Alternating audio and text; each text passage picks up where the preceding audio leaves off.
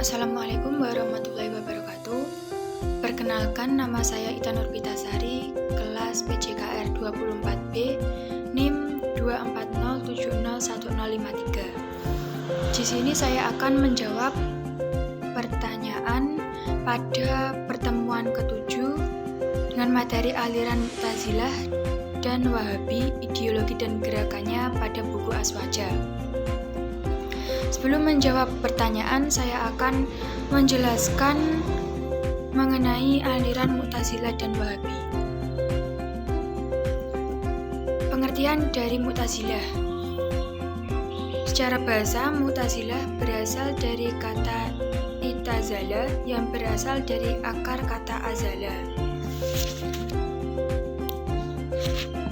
Menurut Ibnu Faris, maka dasar lafal tersebut adalah menyingkir. Maka dapat digambarkan bahwa Mu'tazilah adalah kelompok yang memisahkan diri atau i'tazala dari orang lain. Istilah ini diambil berdasarkan sejarah awal kemunculan kelompok ini, yakni sejak pemisahan diri tokoh Mu'tazilah bernama Wasil bin Atta dari Majelis Hasan al-Basri. Akidah dan ajaran Mu'tazilah. Yang pertama yaitu Tauhid. Tauhid menurut Mu'tazilah adalah penafian terhadap sifat ma'ani Allah, yaitu kudra, iroda, ilmu, hayat, sama, basor, kalam. Bukan menafikan seluruh sifat Allah seperti nafsiyah, salbiyah. Yang kedua yaitu prinsip adil. Dalam pandangan Mu'tazilah, Allah tidak menyukai kerusakan, tidak menciptakan perbuatan hamba, namun mereka melakukan apa yang mereka perintahkan dan meninggalkan apa yang mereka larang sendiri, berdasarkan kudrah atau kehendak yang diberikan Allah pada mereka. Yang ketiga yaitu prinsip al-wa'd wa al-wa'id, janji dan ancaman. Mu'tazilah berkeyakinan bahwa janji dan ancaman akan datang. Janji Allah untuk memberikan pahala pasti terjadi, demikian pula sebaliknya. Ancaman Allah untuk memberikan siksa juga bakal terjadi. Yang keempat yaitu prinsip al-manzilah baina al-manzilatain, atau tempat di antara dua tempat. Al-Syahrastani dalam Al-Milal wa Al-Nihal mengutip pendapat Wasil bin Atta bahwa iman itu ibarat poin-poin kebaikan. Jika poin-poin itu berkumpul, maka seseorang dinamakan sebagai mukmin dan itu adalah predikat terpuji. Sedangkan orang fasik tidak mengumpulkan poin-poin kebaikan, juga tidak mendapatkan predikat terpuji. Oleh karena itu, ia tidak disebut sebagai mukmin, namun juga tidak kafir, karena syahadat dan kebaikan-kebaikan lain telah ia penuhi. Tapi jika ia keluar dari dunia dengan membawa dosa besar tanpa bertaubat, maka ia termasuk ahli neraka selama-lamanya. Karena di akhirat itu hanya ada dua kelompok, satu di surga, satu di neraka. Namun orang itu siksanya di neraka dikurangi. Prinsip amar ma'ruf nahi munkar. Prinsip ini berfungsi untuk menyebarkan Islam dan memberikan pencerahan bagi orang-orang yang tersesat, juga untuk menangkal serangan orang-orang yang berusaha mencampuradukan antara yang benar dengan yang salah. Aliran Wahabi. Pengertian dan sejarah kemunculan Wahabi. Golongan Wahabi adalah pengikut Muhammad bin Abdul Wahab, sebuah gerakan separatis yang muncul pada masa pemerintahan Sultan Salim III. Gerakan ini berkedok memurnikan tauhid dan menjauhkan umat manusia dari kemusyrikan. Wahabisasi dan kelompok-kelompoknya di Indonesia. Wahabi juga dikenal dengan istilah Salafi, sebab pengakuan mereka yang berdakwah di atas manhaj salaf salih. Madrasah Salafiyah sendiri terdapat di berbagai negara muslim, antara lain di Arab Saudi, Yaman, Yordania, Syria, negara-negara Jazirah Arab, Mesir, Pakistan, India, Asia Tengah, dan lainnya. Tiga madrasah yang sangat dominan saat ini ialah Salafiyah di Arab Saudi, Salafiyah di Yaman, dan Salafiyah di Yordania, Syria. Di Indonesia, dakwah Salafiyah tidak hanya satu ragam, namun amat berbagai-bagai.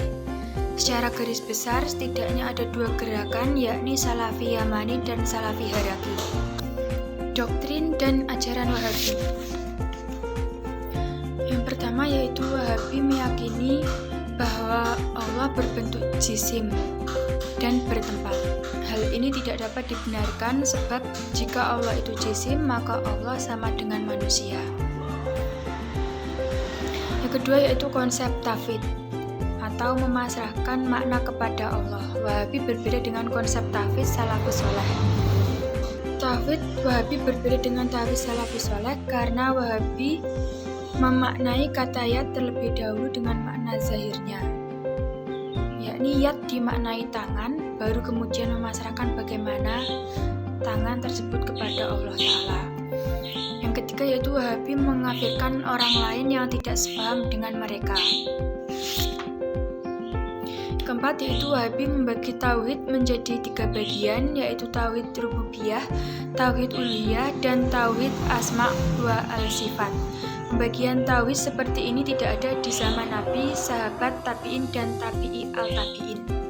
Saya akan menjawab pertanyaan yang pertama, yaitu jelaskan usul al-khamsah, Mu'tazilah, dan kelemahannya. Yang pertama yaitu tauhid. Tauhid menurut Mu'tazilah adalah penafian terhadap sifat ma'am Allah, kudra, irada, ilmu, hayat, sama, basor, kalam, bukan menafikan seluruh sifat Allah. Kelemahan menafikan sifat menjadikan sifat Allah sebagai esensi zat. Yang kedua yaitu prinsip adil. Dalam pandangan Mu'tazilah, Allah tidak menyukai kerusakan, tidak menciptakan perbuatan hamba, namun melakukan apa yang mereka perintahkan dan meninggalkan apa yang mereka larang sendiri, berdasarkan kudrah yang diberikan Allah pada mereka. Kelemahannya yaitu mengatakan bahwa Allah lemah. Yang ketiga yaitu prinsip al-wa'd wa al-wa'id atau janji dan ancaman. Mu'tazilah berkeyakinan bahwa janji dan ancaman akan datang. Kelemahannya yaitu bertentangan dengan konsep rahmat dan pengampunan Allah. Yang keempat yaitu prinsip al-manzilah baina al-manzilatain. Mu'tazilah meyakini bahwa orang yang bermaksiat berada di tempat di antara 2 tempat. Kelemahannya yaitu bertentangan dengan pemahaman Ahlussunnah wal Jamaah. Yang kelima yaitu prinsip amar ma'ruf nahi munkar. Prinsip ini berfungsi untuk menyebarkan Islam dan memberikan pencerahan bagi orang-orang yang tersesat. Soal yang kedua yaitu jelaskan perbedaan konsep tauhid Wahabi dan konsep tauhid aswaja. Tauhid Wahabi berbeda dengan tauhid salafus saleh. Tauhid Wahabi memahami makna zahir dari ayat-ayat mutasyabihat terlebih dulu.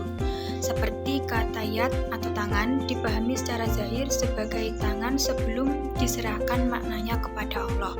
Begitu juga dengan istiwa, dipahami sebagai bersemayam sebelum kemudian ditafwidkan kepada Allah. Sedangkan dalam tauhid salafus saleh tidak memahami makna zahir ayat mutasyabihat terlebih dulu. Mereka langsung menyerahkan maknanya kepada Allah tanpa mengartikannya dalam makna bahasa tertentu. Mereka tidak menafsirkan istiwa sebagai bersemayam, melainkan hanya menerima bahwa Allah memiliki sifat tersebut tanpa membayangkan bagaimana bentuknya. Soal yang ketiga yaitu jelaskan konsekuensi dari mengkafirkan muslim dan mengapa para ulama sangat berhati-hati dan tidak serampangan dalam hal ini. Serampangan dalam mengkafirkan adalah hal yang sangat berbahaya. Mengkafirkan seseorang adalah sama saja dengan melabelkan kehalalan darah orang yang dikafirkan. Keharaman mensalati, keharaman menikahi, keharaman menguburkannya ke dalam kuburan kaum muslimin, dan menghukuminya kekal di neraka. Oleh sebab itu, para ulama sangat berhati-hati terkait masalah takfir.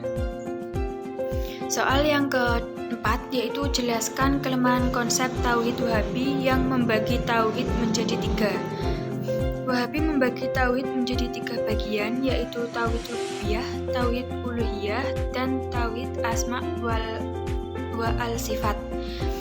Kelemahannya yaitu pembagian tauhid seperti ini tidak ada di zaman Nabi, sahabat, tabi'in, dan tabi'i al-tabi'in. Sekian, terima kasih. Mohon maaf apabila ada kesalahan. Wassalamualaikum warahmatullahi wabarakatuh.